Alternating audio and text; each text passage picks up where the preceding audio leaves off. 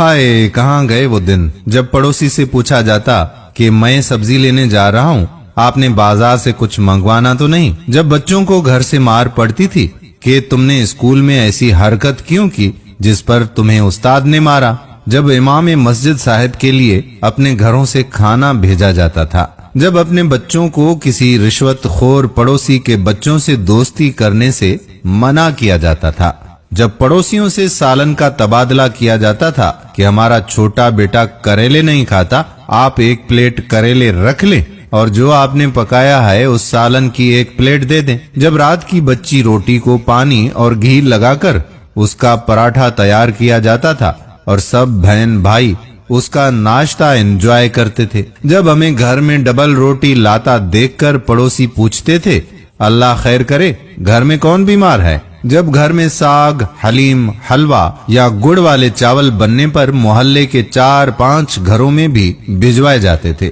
جب پوسٹ مین ہمارا نام پکار کر ہمارا خط گھر کی ڈیوڑی میں پھینک جایا کرتا تھا، جب کسی شادی یا مرگ پہ پڑوسیوں کو اپنے گھر کے کمرے، بستر، چارپائیاں اور برتن دے دیے جاتے تھے، جب بچے اور بچیاں اپنے چچا، ماموں، خالہ اور پھپھو کے گھر جا کر ایک 2 مہینے تک رہا کرتے تھے، جب کہا جاتا تھا کہ اللہ ہمیں حلال روزی ہی کھلائے، پیسے کا کیا ہے، پیسہ تو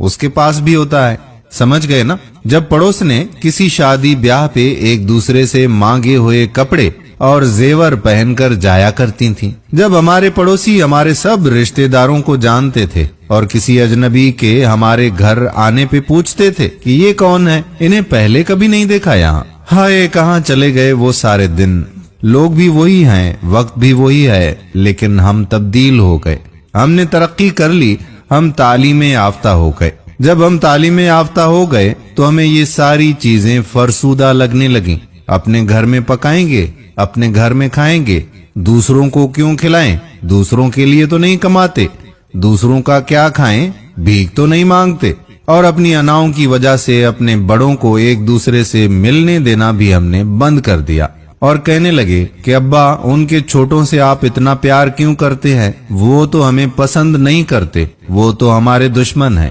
کاش کہ وہ وقت پھر لوٹ آئے، ہم اس وقت کو بہت یاد کرتے۔